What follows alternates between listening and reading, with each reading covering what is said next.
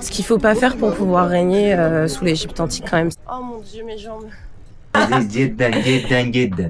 Bonjour à tous. Une nouvelle journée commence. Je suis très contente de commencer ce vlog. Je suis devant la maison en fait, on la voit derrière moi. Très contente de commencer ce vlog avec le soleil. Alors oui, je reviens avec le soleil et avec le seum aussi, puisque depuis le premier vlogmas, mon disque dur a craché et j'ai perdu tous mes vlogs. Donc je vous propose de faire un récap de tout ce qui s'est passé entre temps avec les vidéos que j'ai récupérées dans mon téléphone. Alors souvenez-vous, le dernier vlog s'était fini sur notre arrivée au Winter Palace, qui est un hôtel historique de Luxor en Égypte où on est actuellement. On voulait voir de nuit les installations de Noël, donc on a fait le tour de l'hôtel et de tout le site qui était vraiment magnifique avec les petites décorations de Noël. Et ensuite on s'est baladé à l'intérieur de l'hôtel et on est tombé sur une salle qui s'appelle Victoria Lounge, qui est connue parce qu'elle a le tapis le plus grand du monde entier. Donc je suis arrivée dans la salle, au début je me suis dit pourquoi il n'y a pas de meubles, et après on m'a expliqué que c'est parce que c'était le plus grand tapis, et c'est vrai qu'il est magnifique. Ensuite on est allé prendre un verre dans le bar de l'hôtel, sachant que l'alcool est interdit en Égypte, c'est souvent dans les endroits touristiques comme ça qu'on peut faire un petit apéro, donc j'étais contente. Et après on est allé dîner au restaurant de l'hôtel avant d'aller faire un peu de shopping. Et le lendemain on s'est baladé dans la ville, on a vu le coucher de soleil qui était très très beau. Et après ça on a visité le temple de Luxor que vous voyez. Et là à gauche on voit une obélisque, et avant il y en avait une juste à droite, et c'est celle que les Égyptiens ont offert aux Français il y a quelques centaines d'années. Et en fait c'est l'obélisque qu'on retrouve sur la place de la Concorde à Paris, donc ça m'a rappelé Paris, j'ai adoré. Voilà pour le résumé, c'est pour ça que j'ai pas pu faire de nouvelles vidéos aussi vite que je le pensais, mais on est reparti pour le nouveau vlogmas du jour. Ça fait plusieurs jours que j'avais pas allumé la caméra. Je vais tout vous expliquer pendant que je me maquille. J'entends là déjà beaucoup les oiseaux, j'espère que ça va pas déranger dans la vidéo. Si vous me rejoignez sur ces vlogs de vlogmas, hashtag vlogmas au soleil, bienvenue sur ma chaîne, je m'appelle Diamine. Donc depuis quelques jours, je suis en Égypte pour les fêtes de Noël, là en 2024. Et j'ai décidé du coup de filmer, de partager un peu ce que je vais faire, de le filmer pour moi, pour mes amis. Et du coup de le mettre en ligne sur ma chaîne YouTube pour garder des souvenirs et partager à qui ça pourrait intéresser. D'ailleurs, je suis très contente parce que entre la dernière fois que j'ai filmé et aujourd'hui, j'ai publié le premier vlog enfin. Il m'aura fallu en tout 4 jours pour le monter. Il m'a fallu un peu quelques jours d'adaptation. Et je me suis rendu compte que là, si tout va bien, il faudrait que je fasse un jour où je filme et un jour où je filme pas et où je fais du montage pour que je puisse quand même garder le rythme. Bonjour Paris! Pour faire le point sur ce qui s'est passé ces derniers jours. J'ai publié entre-temps le vlog. C'était une très bonne surprise de voir que dans les commentaires, certains d'entre vous ont commenté que vous me suiviez depuis vraiment plus de 10 ans. Ça me fait énormément plaisir. Et que vous étiez content, pour ceux qui ont commenté, de me retrouver sur YouTube. Et moi aussi, vraiment, je suis contente de revenir, même si voilà, je l'ai un peu annoncé comme un retour temporaire, un coup de vent, ce que j'aime bien faire. Je suis super contente de retrouver des personnes qui me connaissaient quand j'avais 19 ans, 20 ans. C'est trop bien. Je suis vraiment ravie, je m'y attendais pas. Je pensais que les personnes qui regarderaient cette vidéo seraient plutôt des personnes qui cherchent des vlogmas et qui me connaissent pas forcément. Mais en réalité, ça me fait énormément plaisir qu'il y ait des personnes qui me reconnaissent et qui soient toujours abonnées et qui aient cliqué sur la cloche. Du coup, pour ça, j'ai préparé une petite surprise. Je vous en parlerai à un autre moment de la vidéo. Ça me motive, ça me donne envie encore plus de faire la suite et de publier les autres.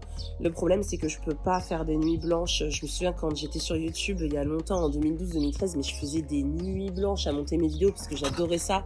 Et là, j'ai ni l'énergie, ni le temps, et puis je trouve ça stupide en fait de perdre ma nuit, parce qu'après, pendant la journée, je ramasse, je suis au fond du sachet, et finalement, ça aura servi à rien. Je vais essayer de la jouer un peu plus smart. Je renonce au concept du vlogmas tous les jours, qui était en fait pas adapté à mon niveau, etc. J'ai même pensé à faire monter les vidéos par quelqu'un d'autre, mais en fait, je me connais. Je suis tellement sur le détail, j'ai envie que ce soit comme je veux. Donc en fait, je me retrouverai, je pense, à remonter une vidéo derrière un monteur et ça servirait à rien, encore une fois. Mais la bonne nouvelle, c'est que du coup, ces Vlogmas dureront après Noël en fait. Ça pour dire que j'ai vu aussi qu'il y a des personnes qui ont participé au jeu concours. Il y aura un jeu concours aussi dans cette vidéo avec un cadeau à gagner. J'ai voulu le faire un peu crescendo, donc les cadeaux vont monter en valeur. Là on est sur du 20-30 euros, bientôt on va monter à 50 et bientôt à 100 euros de cadeaux. Donc attention, restez connectés jusqu'à la fin du mois, ça va être très intéressant. Et comme je vous disais, c'est des cadeaux qui peuvent être pour vous ou à offrir pour quelqu'un de votre famille si vous voulez faire plaisir à des gens autour de vous. En termes de forme, moi ça va. Moi, je pense que ça se voit que je suis un petit peu plus dynamique que les premières vidéos parce que j'étais vraiment mal. D'ailleurs, heureusement que c'était un rhume et pas autre chose parce que je sais pas comment j'aurais survécu à une grippe ou un truc plus grave. Mais je sais pas si vous avez ça autour de vous. J'ai l'impression qu'il y a en ce moment des virus du chétan qui tournent. À chaque fois que je passe le week-end avec des gens, je repars depuis octobre. Je repars avec une maladie quelque part, un rhume. Souvent, c'est un rhume. Mais à un moment, j'ai eu une mini-grippe. Donc, je sais pas si c'était le Covid, mais je crois que je l'ai eu. J'avais fait un mariage, je suis tombée malade. J'ai fait un week-end avec des amis au Mont-Saint-Michel. Je suis tombée malade. J'ai fait un week-end de départ avant de venir en Égypte. Je suis tombée malade.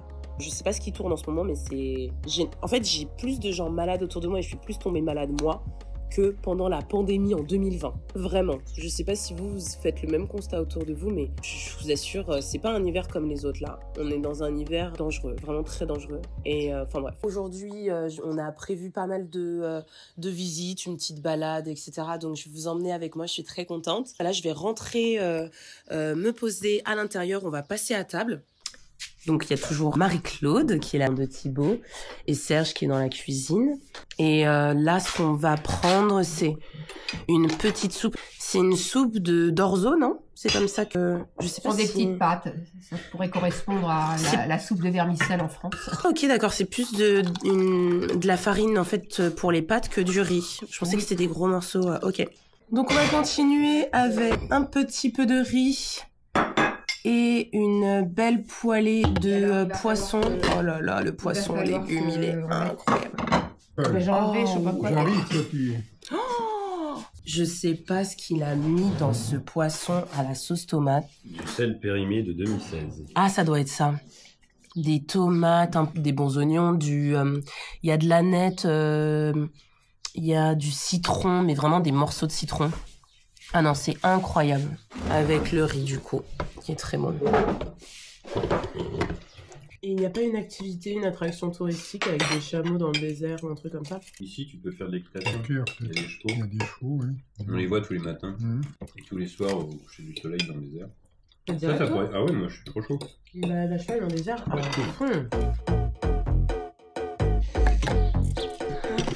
On part pour une petite balade à vélo. J'utilise un nouveau vélo que je connais pas du tout. Oh mon dieu. Oh, si je tombe. Oh mon dieu. Si je tombe avec ce vélo, je garde la prise dans la vidéo. Pas de triche. Oh mon dieu. Je veux de la vodka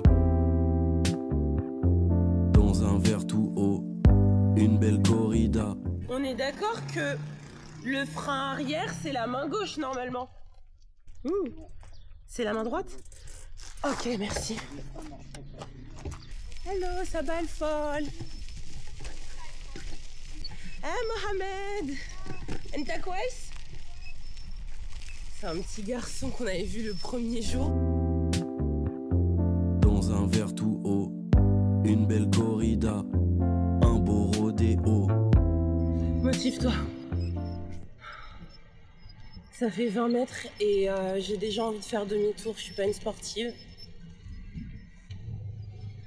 On voit la vallée, enfin les vallées de tombes. Donc il y a la vallée des rois, où tous les rois étaient enterrés et momifiés. La vallée des reines, pareil. Après la vallée des princesses, la vallée des nobles et la vallée des artisans. Puisque j'ai appris qu'à l'époque de l'Égypte antique, en fait, les artisans étaient quand même beaucoup moins sous-cotés qu'aujourd'hui. Ils étaient vraiment respectés. C'était du coup ceux qui allaient faire toutes les amulettes, par exemple, qui vont dans les sarcophages, enfin dans les tombes, ceux qui allaient faire les coiffes. Je vais essayer de mettre un coup de pédale pour les rattraper parce que là, je déteste le vélo. Je déteste ça. Waouh. Et en plus là, il y a une magnifique montée qui nous attend.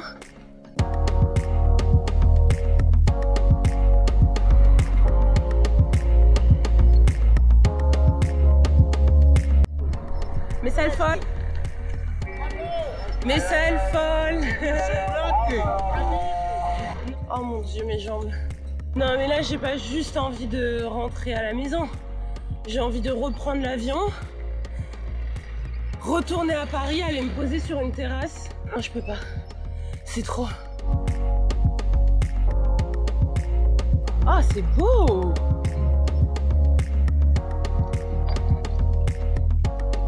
Non mais je suis vraiment derrière eux et je suis bien à ma place, hein, vraiment. Je pourrais pas passer devant. Je suis épuisée. J'ai une forme, littéralement, ça s'est prouvé là avec les derniers kilomètres, j'ai une forme de retraité. J'ai un cœur de retraité, des poumons de retraité, une volonté, une motivation de retraité. Et encore même, eux, ils en ont plus que moi. Au point où même lui, il arrive à pousser sa femme pour avancer.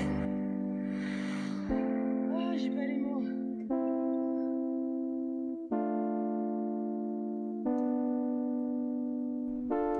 Je veux de la vodka dans un verre tout haut, une belle corrida, un beau rodéo. Et nous on vient pas avec des cartes de touristes, nous. Mais en vrai j'aurais aimé. J'aurais tellement aimé. Non, merci. Dernier effort. Le temple qu'on va visiter, je répète un peu tout ce que dit mon chéri parce que j'en ai aucune idée en réalité. Donc je ne fais que répéter, mais il dit que en fait tout a été reconstruit là. Ce temple, il n'est pas d'origine en réalité. Enfin le temple. Je vous montre. Mais malheureusement en Égypte, les Égyptiens forcément. Quand t'as pas beaucoup de moyens, pas beaucoup de ressources, tu vas un peu chercher l'or là où il est. Et la ruée vers l'or pendant ces derniers siècles millénaires, c'était les anciennes tombes. Donc en fait, elles sont toutes pillées, vidées. Il reste très peu de choses. Et aujourd'hui, les archéologues et les Égyptiens, en fait, qui percent, c'est ceux qui arrivent à en trouver une qui n'a jamais été ouverte. Donc c'est un peu un jeu de... qui a le mieux caché sa tombe et comment moi je vais repérer la tombe la mieux cachée que personne n'a jamais vue. Mais je me bats contre des milliers, des dizaines de milliers d'Égyptiens qui sont passés par là et qui ont essayé de les trouver pendant des années. Donc c'est vrai que quand il y en a un qui trouve une tombe, c'est quand même un événement de ce que j'ai compris. Je vais essayer de monter la caméra pour voir si on arrive à avoir un plan pas mal.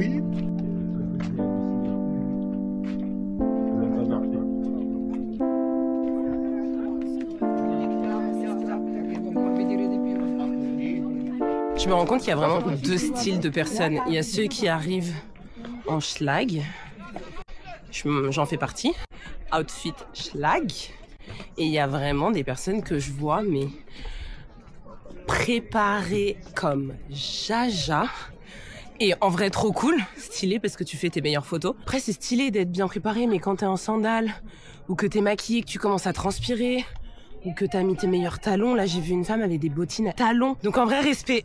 Quelle perf. C'est une performance autant que la création des statuettes et du temple parce que faut le faire pour monter ces escaliers. Oh. La lumière est magnifique. C'est pas le soleil qui se couche, pas du tout, il est encore haut, mais c'est orangé avec la pierre, la orange, beige, ça rend, mais je sais pas si on le verra en vidéo, mais je trouve que c'est ce qu'il y a de plus beau. Les jeux de lumière sur les falaises comme ça, avec les ombres.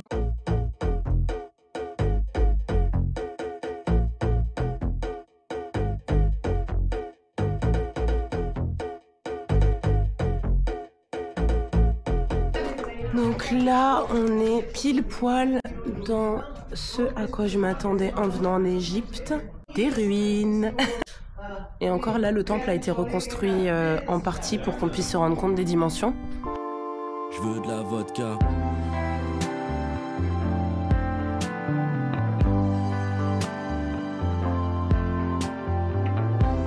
Oh waouh, les couleurs sont d'origine.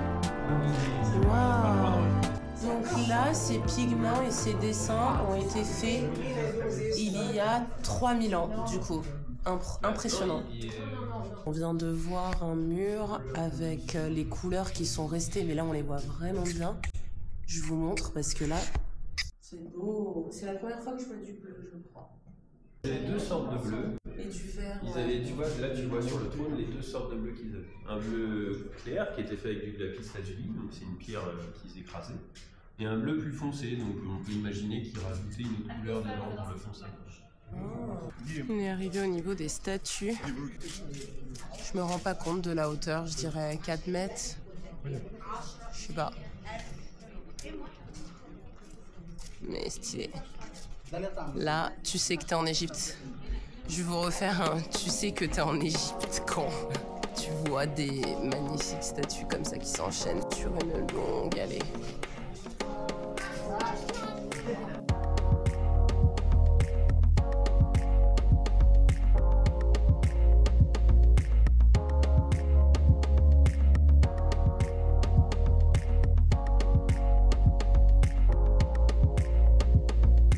Je m'en remets pas de cette falaise sous tous les angles. Là, on voit les oiseaux. Oh, c'est beau. Il y a des informations sur le temple qui quand même valent le coup. C'est juste de savoir pour qui a été fait le temple et qui c'était Hatshepsut. Alors, cette pharaone, Hatshepsut, a d'abord été mariée à son demi-frère et qui était pharaon. Et lorsqu'il est mort, elle n'était pas légitime pour devenir pharaone et elle a tout fait pour obtenir une légitimité. Ensuite, elle a même porté une barbe des attributs virils pour montrer que c'était elle, la chef. Et elle a fait une Jeanne d'Arc, on peut dire. C'était une reine, du coup. Même si elle n'était pas pharaone, elle était reine. Oui, elle était pharaone quand même. Ok. Mais à l'époque, on l'avait obligée à épouser son demi-frère. Faut le faire. Ouais, quand même. Ce qu'il faut pas faire pour pouvoir régner sous l'Égypte antique, quand même, ça fait peur. Merci pour l'anecdote, Marie-Claude.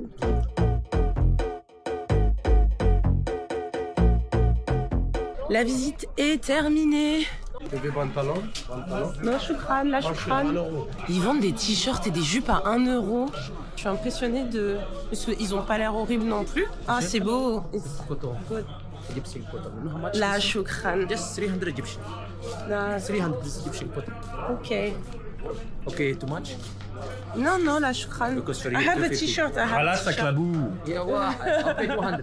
200. You want? Non, là. On est en train d'arriver au vélo là pour repartir. Je voulais juste revenir sur Marie-Claude. On est d'accord, elle est hyper cute. Qui a voulu mettre un petit peu de culture et d'histoire dans le vlog et je la remercie pour ça. Parce que, en fait, elle me demandait, mais Divine, tu racontes des choses sur le temple quand on entre? Et je lui dis, ah ben non, moi, là, j'ai parlé des tenues des gens. J'ai dit qu'il y avait des couleurs, c'était assez exceptionnel. Et puis voilà, on a fait le tour. Et elle dit, non, mais parce que c'est intéressant l'histoire de la reine du temple. Et c'est de là que j'ai allumé la caméra pour qu'elle l'explique. Je trouve ça trop cute. Donc dites-moi en commentaire si ça vous intéresse d'avoir les fun facts de Marie-Claude un peu plus souvent. Et je lui demanderai... Hop, et on est parti.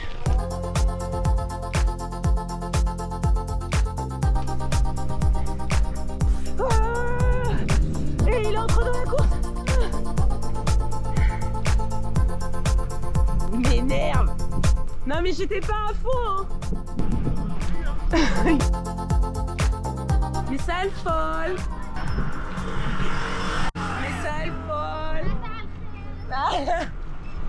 Les enfants, ils vont pas te le dire tout de suite, mais ils aimeraient bien avoir un petit billet ou un bonbon. Là. Ah ok. Tu dis que t'as pas.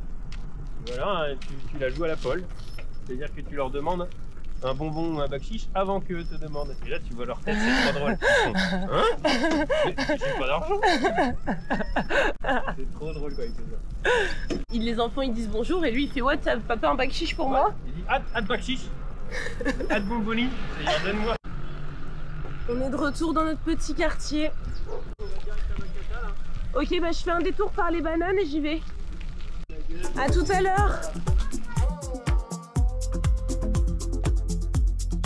Je vais faire une petite course à la supérette du coin, mais vous allez voir. Mais sale folle Mohamed. Anaouis Kalam. Aïwa. Shukran.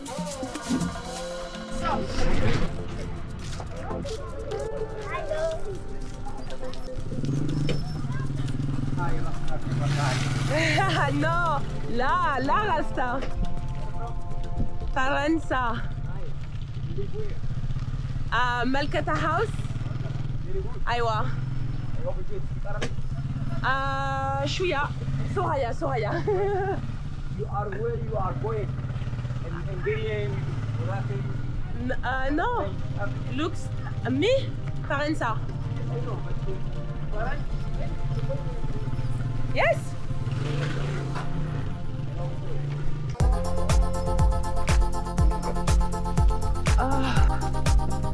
La lumière est tellement belle. Ok, on est arrivé. Waouh. Et à la moto, je crois que Mustapha est arrivé. Ah, Mustapha, messal khair. Anta kwais? Oh mon Dieu, j'ai hâte de savoir ce qu'il va nous faire ce soir. Attendez, je pose le vélo et je vais lui demander ce qu'il va préparer. C'est tellement bon sa cuisine, mais bah, vous avez vu tout à l'heure un petit peu ce qu'il a fait hier en tout cas.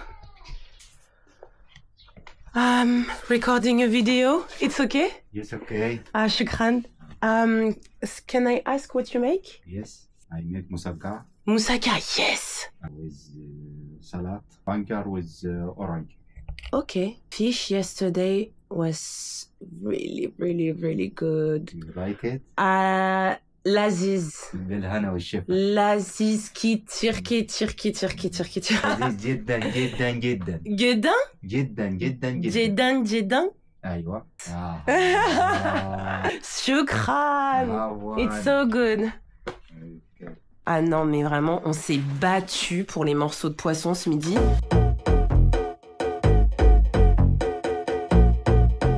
On est de retour à la maison. J'ai installé un micro pour que vous puissiez bien m'entendre puisque je voulais filmer à l'extérieur, mais avec l'âne, les poulets, le coq et les voitures qui passent, j'avais peur que le son soit pas de très bonne qualité. Donc là, normalement, il devrait pas y avoir de soucis. Je vais essayer de l'utiliser de plus en plus. Là, au début, je prenais le temps de m'habituer à la caméra parce que souvent, je vois qu'il y a de la poussière sur la caméra. J'ai vu au montage. J'essaye au mieux de faire attention à l'objectif, de le nettoyer, mais parfois, juste, je gère pas. Donc, désolée vraiment pour toutes les images floues que vous devez voir, qui font mal aux yeux, moi, qui me saoulent, mais bon. Les aléas du direct. Du coup, je voulais prendre le temps de me poser et d'ouvrir le calendrier. Enfin, je l'oublie pas. Au moment où j'enregistre, on est le 12 décembre. Vous l'avez compris, il y a des jours qui ont sauté, donc malheureusement, on va les passer et je les reprendrai sur les jours après Noël. On va inverser un peu les dates. On va se débrouiller. Ça va être un peu fouillis. On va le faire un peu à l'arrache, mais on va le faire. On va voir ce qui nous réserve. Aujourd'hui, c'est une visite surprise, ok. Je sais pas ce que je vais visiter, mais je le ferai demain. Comme j'utilise le Joker du coup de faire la visite surprise peut-être demain, je vais ouvrir une autre case pour chercher un cadeau et essayer de faire un jeu concours dans cette vidéo. 6, 7, le 7 est là. Cadeau, jeu concours, yes. Et le lot pour cette vidéo, je pense que c'est mon préféré de tous les cadeaux. C'est un lot bien-être avec un diffuseur d'huile essentielle et un petit pack de quelques huiles essentielles que vous pourrez diffuser pendant les fêtes chez vous. Donc je vais lancer le jeu concours maintenant pour participer. C'est toujours les mêmes conditions, liker la vidéo et dire un commentaire en mettant je participe et quel a été un moment marquant de la vidéo pour vous, soit qui vous a fait rire, soit qui vous a un peu surpris, surprise ou choqué. Et vous pourrez recevoir ce cadeau avant Noël. Donc je suis contente. Et je pense que le cadeau sera surtout intéressant pour les personnes qui ne connaissent pas du tout l'aromathérapie, qui sont un peu loin de ça et qui voudraient découvrir un peu ce lifestyle. C'est clairement un mode de vie de mettre un peu d'huile essentielle de pamplemousse, de citronnelle. Tu mets ça dans ton petit diffuseur avec de l'eau. Et puis après, ça fait la vapeur, ça se diffuse et ça sent très fort, mais très bon aussi chez toi. Donc c'est cool. Voilà pour le calendrier de l'Avent et on se retrouve demain pour la visite surprise et pour ouvrir une autre case. Aussi, je vous avais promis en début de vidéo que j'allais essayer de faire quelque chose d'un peu spécial pour les personnes qui me suivent depuis un moment. Et je me suis dit en voyant les commentaires que ce serait cool de recréer un moment dans les vlogs qui rappellerait en fait les anciennes vidéos. Donc j'ai fait une liste de plein de sujets dont on a parlé aujourd'hui dans la journée avec Thibaut, avec ses parents. Et je vais lancer la libre antenne. C'est en fait juste parler d'un sujet complètement random, mais surtout un sujet d'actualité où il y a des unpopular opinions, où il y a des personnes qui ont des expériences à partager. Ensuite, vous pouvez m'envoyer un message vocal, réagir sur Instagram en mode répondeur. Et à ce moment-là, je le partagerai dans la vidéo et j'y réagirai moi dans la vidéo du lendemain, du vlogmas d'après, donc 2-3 jours après. Donc on va se créer des souvenirs ensemble et je suis sûre que bon, certaines personnes sont un peu timides ou oseront pas envoyer des messages, mais sachez que ça reste anonyme de toute façon, sauf si vous voulez que je donne votre Insta ou votre prénom, mais sinon ça reste anonyme et je suis sûre qu'il y a des personnes qui auront envie de réagir, envie de donner leur avis en vidéo et je le publierai du coup dans le prochain vlog. Ce midi quand on était à table, bon le passage je l'ai pas mis dans le vlog, mais on a parlé avec Thibaut et ses parents de l'adoption et des enfants placés. À un moment c'est mis dans la conversation puisque c'est un de mes rêves en fait, je pense que j'ai pas beaucoup de rêves dans ma vie, j'ai pas ce rêve de faire plein d'argent et j'ai envie d'avoir une vie confortable, j'ai envie de pouvoir m'acheter ce que j'ai envie de m'acheter, mais j'ai pas des envies démesurées. Genre, par exemple, je voudrais pas être milliardaire pour avoir un jet parce que je sais pas ce que j'en ferais honnêtement d'un jet privé, mais un de mes rêves vraiment depuis toute petite, c'est d'adopter un enfant. Je sais pas d'où ça vient, je sais pas si c'est un truc qui m'a influencé ou quelqu'un que j'ai rencontré qui est adopté, je pourrais pas vous dire, mais je sais que c'est quelque chose qui me touche beaucoup. Pour moi, c'est la plus belle preuve d'amour. Donner la vie, je pense que c'est une belle preuve d'amour, mais vraiment donner une famille, une belle famille, c'est plus pour moi que juste accoucher un enfant, parce qu'une fois que t'accouches, t'as ton enfant, après tu t'en occupes comme tu veux et on voit que tous les parents sont pas parfaits et il y a des enfants qui souffrent énormément alors que c'est leurs parents biologiques, mais donner une famille à un enfant qui en a pas, ça je trouve ça mais incroyable. Donc enfin bref. Et on en parlait parce que du coup je suis en couple avec Thibaut depuis à l'époque de nombreuses années et lui est absolument contre l'adoption. Pour lui, c'est indiscutable, hors de question. Donc, clairement, il me brise mon rêve. Puisque pour lui, en fait, c'est un échec, c'est perdu d'avance. Dans sa famille, il y a une personne qui est assistante sociale et qui travaille depuis des années avec des familles qui ont des besoins particuliers, qui sont un peu compliqués, dont des familles d'enfants placés, des familles d'accueil.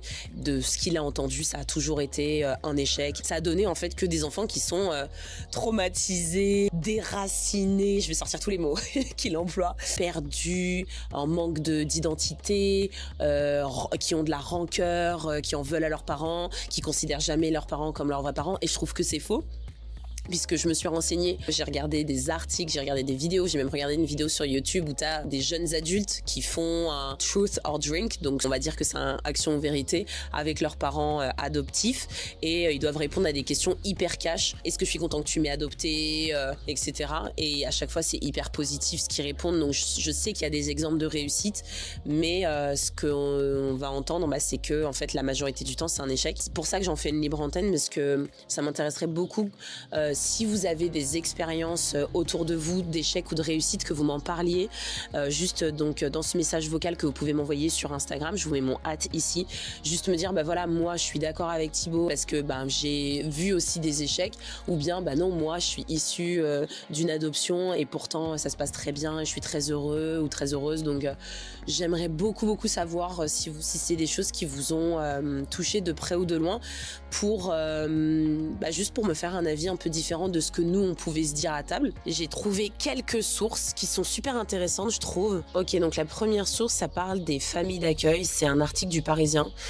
Donc titre, vous le voyez, en France, plus de 60 000 enfants vivent en famille d'accueil selon une étude. C'est des stats que j'ai trouvées super intéressantes sur ce que deviennent les enfants qui ont été placés. J'avais regardé une interview de Kelly Massol, la fondatrice de... Les Secrets de Loli, la marque de produits de cheveux, qui a été placée pendant un moment et qui a sorti une stat, je ne vais pas dire de bêtises, mais c'était des probabilités très très très élevées pour les enfants de familles d'accueil de finir à la rue. En fait, ils sont surreprésentés dans les SDF en France.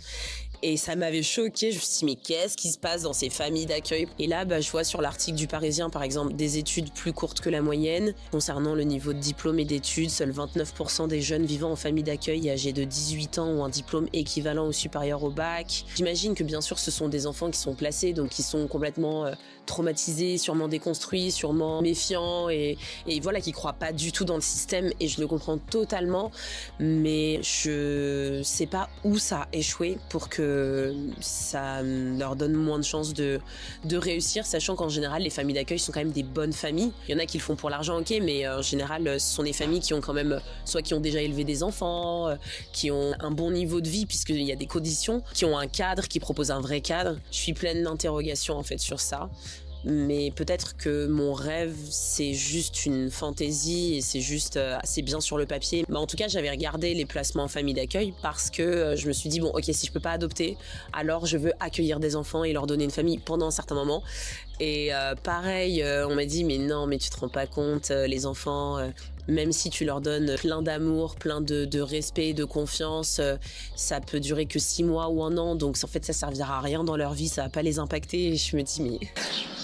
Source journalistique incontournable, Combini. C'est le témoignage d'un jeune homme qui a été un enfant placé. Et je l'avais trouvé super touchante parce qu'il raconte comment le fait d'être en famille d'accueil a pas été parfait, mais comment ça l'a sauvé quand même. Donc en fait, autrement dit, c'est mieux que rien.